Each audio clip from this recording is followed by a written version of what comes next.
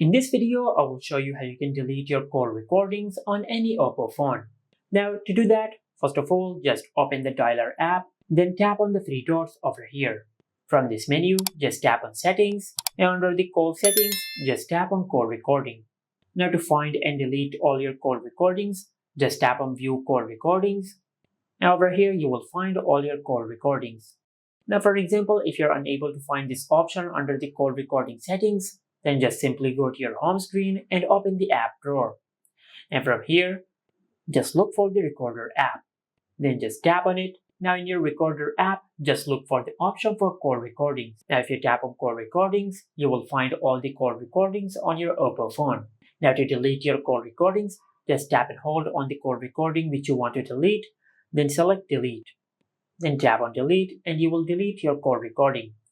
And if you want to delete multiple call recordings at the same time, just tap and hold on the call recording and select multiple call recordings at the same time.